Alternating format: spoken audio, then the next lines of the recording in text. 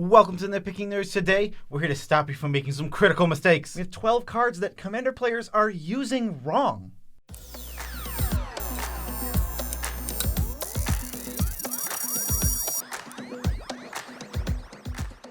I'm your host, Joe Cherries. I'm your host, Beezy, and that makes us the Nitpicking Nerds, bringing you more daily content. This one, potentially the most important video we've ever made. But before we get to it, TCG player link in the description is for you to buy cards that you want. But when you buy them through this link, we get a kickback on the order, but you don't spend any extra money. All right, yeah, that's pretty cool, right? I mean, right. Yeah. Also, 50K is coming up. 50K subs for the Nitpicking Nerds. If you want to help us celebrate, there's a P.O. box in the description. Send whatever cool, silly, funny thing you want to that P.O. box, and we'll open it for video. They said it couldn't be done. Now it's time to show them how to do it. What are we doing right now? Well, we are going onto EDH Rec, exploring some commanders and finding cards that literally do not work or function in the way that people think they do, because these are big mistakes. People are playing these cards, and they literally don't work at all in these commanders. So this is like a public service announcement. If you have any of these cards, not only would I highly recommend taking them out, but in some cases, you're cheating when you play them the wrong way. Or in some cases, they don't do they literally don't function in the deck. Right. So if you're playing them and they do function, you're cheating. Well, Yes. unwillingly, unknowingly.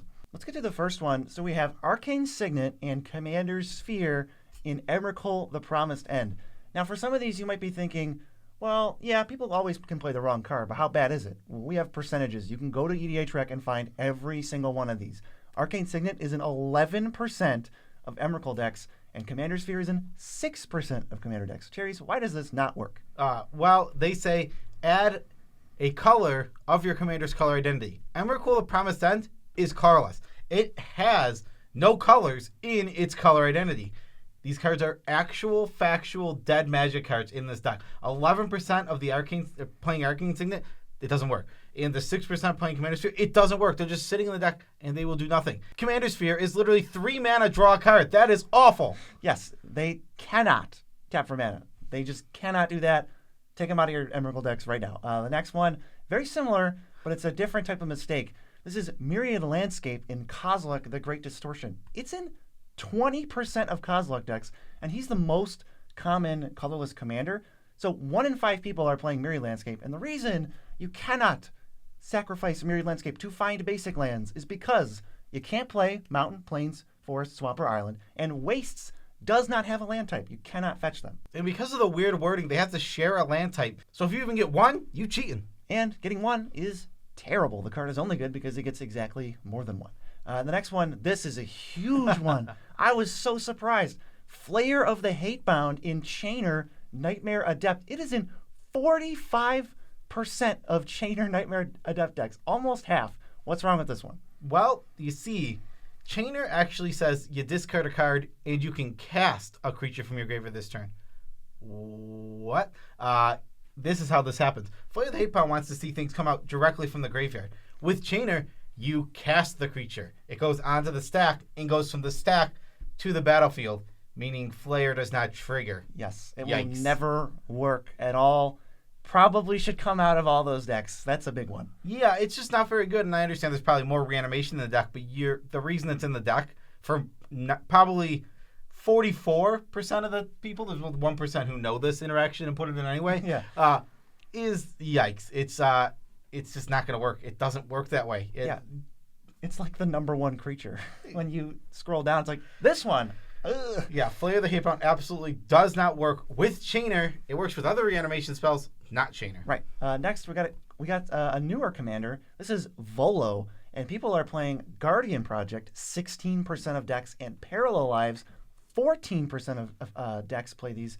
They don't work with Volo's ability. So Guardian Project, if you have Volo and you cast a creature, let's say a Scavenging Ooze, Guardian Project is in play, and it says non-token creature. So you resolve Volo, copy Scooze, make a token Scooze, doesn't trigger Guardian Project, then Scavenging Ooze enters, there's already a Scavenging Ooze, Guardian Project still doesn't trigger. It'll never trigger. Yeah, so Guardian Project is literally not going to trigger if you have Volo out. And then on the opposite side, we have Parallel Lives. It doesn't create a token copy onto the field. It creates a copy of the spell. And when the spell resolves, yes, there's a creature on the field that is now a token. But it didn't create a token. The spell was the copy. Yeah, it's not an effect. It's like a game rule. It's a spell now. So neither of those work. I haven't thought about Paralyze, but I was surprised by that one. Yeah. I was like, oh, yeah, I guess that makes sense. But people aren't thinking about it, and if you got them in your deck, they're dead weight, so get rid of them. Yeah, absolutely. Get these out 100%. They're not going to function very well. Yeah, Guardian Predators really hurt if Volo's not out. But if Volo's not out, you're not doing what your deck wants to do. And Parallel Lives actively just doesn't work with your commander. Right, does not work. So what's next? Well, it's Soul's Fire in Zada. There are two things you can do with this, and neither of them are good. One, you could target Zada and something else, meaning that Zada's ability will not trigger because you're targeting two things with this effect. Or you could target Zada with both sides, meaning that Zada will deal damage equal to herself, and then copy it for each of your creatures, and they'll all deal damage equal to themselves. This is in 26% of decks. Yikes. No.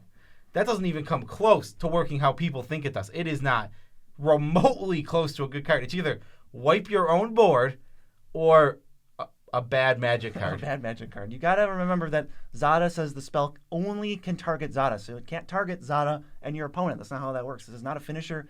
This is bulk garbage. Yeah, I mean, Soul's Fire is not a very good commander card overall, and for it to be extra bad in Zada, because if you wanted to do Zada's effect, you have to kill your team? What is that? No. Yeah, I did it, guys. I got it to work.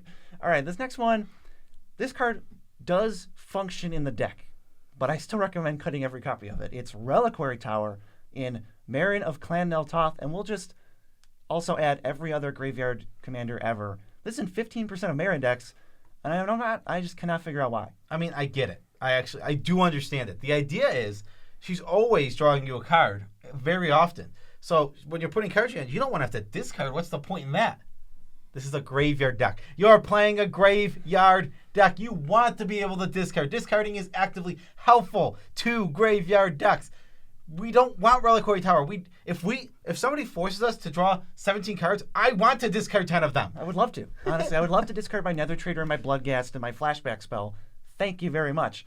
This, I think, it's actively hurting you if you're going to play Reliquary Tower and Marin almost in every case. Yes, I think that the discarding to hand size is helpful for graveyard decks. Actually, I don't think it is. It's a bonus. I know it is a bonus to graveyard decks. It actually is a rule abused by graveyard decks.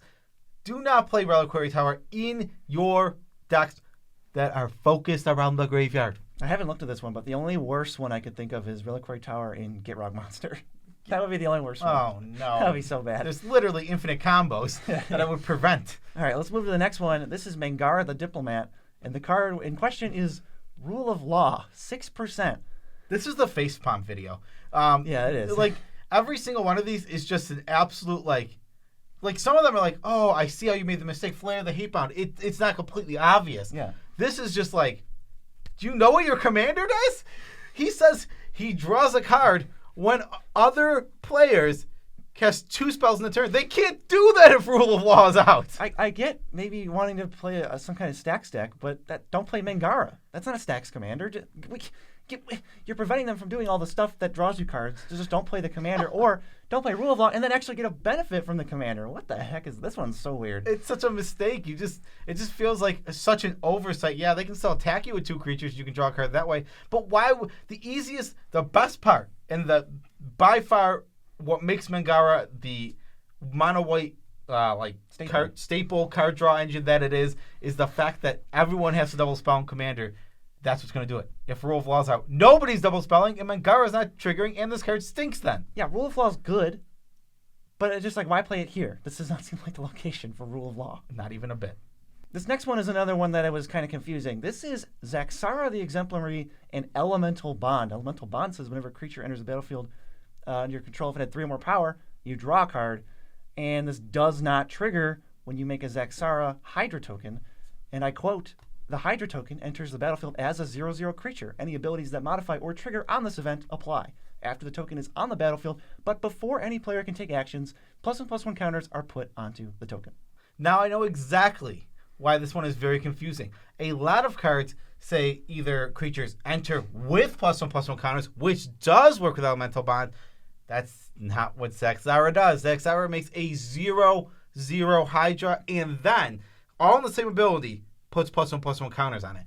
It's just a weird and confusing way for it to be worded, but they wanted to make, well, I guess they wanted them to have counters because they're Hydras, so they had to word it in this weird way. So it's not going to work with things like Elemental Bond at all. Right. The wording just does not vibe with this card. Same is going to be true for like Garrick's Uprising. Also not going to work. Also in a bunch of decks. I didn't put that one on here as a mistake because it gives trample, and I can't say for sure. But the rest of these is like, I know this is not what you wanted to do. Yeah, exactly. It's not. I think this is just Hydras are meant to be counters. And what a card like this would normally read is make an XX Hydra. Probably. Usually, if it wasn't for the fact that counters are the Hydra thing. But that's all fine and dandy. You just got to know now, going forward, if you have a Zaxara deck, Elemental Bond, Garruk's Uprising, you don't want those cards in your deck. They're not what you're looking for. They're not going to double trigger. At the very least, they're not double triggering. The last one we have is 2 more cards from Obeka, Brute Chronologist. And this is just, I think, an oversight of reading the card or part of the harm of these mass data sites like EDHREC. The site is amazing. But when you go on and blindly add cards to your deck, you get 8% of decks having Active Treason and 10% of decks having Mob Rule, which don't work. They don't. I mean, there's nothing wrong with playing an Active Treason effect or a Mob Rule effect if you're going to stack off the things. But what people think happens is you Active Treason, attack with the creature, end the turn, and now you get the creature forever. No. It's not what end of turn means. That's not what end of turn means. It's not a trigger to go back. Like, if it was, you could wait and put down the stack. But it's not. It just goes back automatically when the turn ends. And Obeka does that. She ends the turn and gives back the cards. Yeah, I think it's on the card. It says, until end of turn effects end. They end. You give it away. The turn's over, so you still give away the creature you stole with Active Treason. And they just don't work at all. Yeah, and Active Treason is not in almost any deck. And it would not be in Obeka decks if not for this confusion. Right. So hopefully this helped clear up a lot of the air of these confusing interactions or misreading of cards or just people are playing these cards for no reason and they're actively terrible. You love making up new sayings. Clear up the air. Clear the air. Clear up that air. Clear the air is a saying. But we're clearing it up. Yeah, clear up the air, not a saying. Video's over. Yeah, it is. Special shout outs to all of our patrons. Love you all as much as we can without making you uncomfortable. Is my hair sticking up in the back? Feels like it is. I don't know. Really. Yeah, but you guys are so awesome. I know I have this saying, love you all as much as you can without making you uncomfortable, but that comes from a place of truth. Of genuine uncomfortability. Yes. And that's why I say something afterward to say you guys are so awesome because I feel like it's one of those things I say so much it loses meaning. Just like hello. Hello. Or what's up? It's me. Yeah, we also have TCG player link in the description. Buy the cards that you want to buy. Maybe from Midnight Hunt. Maybe not. Maybe you want to buy a Funko Pop. Go buy them through the link. And because you started with TCG player, they give us a kickback on the order. Yeah. Courtesy of you. But you spend no Remember, no the money. best Funko Pop you can get. Tim Curry in drag from, what is that movie? I think it was 2001 A Space Odyssey. No, it's not 2001 A Space Odyssey. I don't think Tim Curry's in that. Alien? What is it? The Halloween movie where they throw rice? It's really, really popular. Halloween. It's really, really... Do you know it and you're just teasing me? Who's to say? You want to do a tidbit? No, hold on. I want to figure out what this is before we move on. What is it?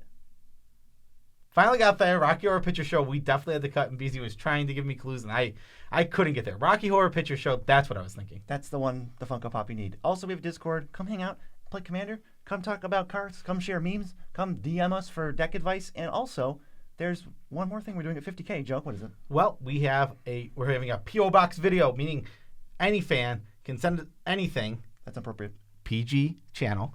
To our channel, and we will open it on the channel. As long as it's PG, you will see it in the video. It'll probably have a note from you if you want us to. Cool beans. Help us celebrate 50K coming up soon. And the tidbit, which Joe Cherries will now share, is... I kind of want to make a video on this, but I think it's just going to be easier to be a tidbit. We bought the Precons yesterday, the newest ones. The Will Health deck, which is Undead Unleashed, and the Coven Counters deck led by Lenore. Both cool decks with a lot of cool design. Couple of notes about them. I just want to say from like a playing the deck perspective, the removal is awful. There's like next to no removal. So what happened every single game is whoever had the best original draw just ended up winning the game. Other than one time where there was the second problem, which was hosers, absolute hosers. One deck has Zombie Apocalypse, which is okay against the other deck because it has a lot of humans in it. Destroy all humans. But then the humans deck has 3 hosers for the zombie deck. There's the enchantment curse that removes the creature type from your cards, rendering them virtually useless. Then there's the Angel of Glory's Rise, exile all zombies, and then there's give your humans protection from zombies. Yeah, the conformity one just stops you from playing. Your cards are all. How many zombie payoffs did you say are in the deck? 28. 28 zombie payoffs. Cards that care about your guys being zombies. Meaning, if they're not zombies, you can't do anything. And there's only one answer in the whole dang deck for Curse of Conformity, and it's Feed the Swarm. What is that nonsense? It's so rough. I just finished writing one of my articles that are going to eventually be on EDH Rec for the Precon upgrades about the Coven Counters deck. 4 spot removal spells in the deck. There's 3 board wipes and only 4 ways to get rid of something. If you want to answer one creature with the green-white counters deck, you have 2 cards that can do it. That's it. Precons are meant to be played against each other, especially ones that come out together. That seems to be like a design. That's what we did. These are absolutely, they play awful, and they interact terrible against each other. Hour of Reckoning is one of the board wipes. Right, destroy all non-tokens. The zombies deck makes 1 million tokens. What is this? So we played the last ones against each other, the D&Ds. Right, all 4 of those. And then for this one, just to cut you off, we played 2 of each in a 4-player pot. Yeah, so those ones seem to play very well and function well and play a game actually where they interacted and stuff. These didn't really play games. They felt like a who could build the best board state and smash in. Yeah, so the only reason I didn't win the first game, I built like an awesome engine of zombies, and I got Curse of Conformity, and it's like my deck doesn't function anymore. You just took me from like I can't lose to I can't play. I literally just have 3/3 nothings. That's not going to win me the game. Yeah, and then Champion of Lambholt just ends up stacking up to a 20/20, and it kills everybody because you can't block. Yeah, exactly. So, but this was super. The decks, I think the decks reprints are amazing. Yeah. I think the new cards also amazing. Both of those I think are home runs out of the park. As far as for actually playing and being functional decks, I think these were an absolute whiff in that sense. Right. Good. Like the decks were focused. They did a thing. The new cards were great. The only specifically playing them against each other or playing them just as precons, that's not going to be that great. Yeah, they need upgrades. They're just the decks removal is actually both of them ridiculously bad. 2 spot removal spells in the whole zombie deck. Like for 4. Was it 4? It doesn't matter. In some of them were like ultra specific. Right. Just so that's our tidbit. Just be careful about these new precons. There's like a second video at the end of this video. Yeah. All right. Peace out, Tribe Scout.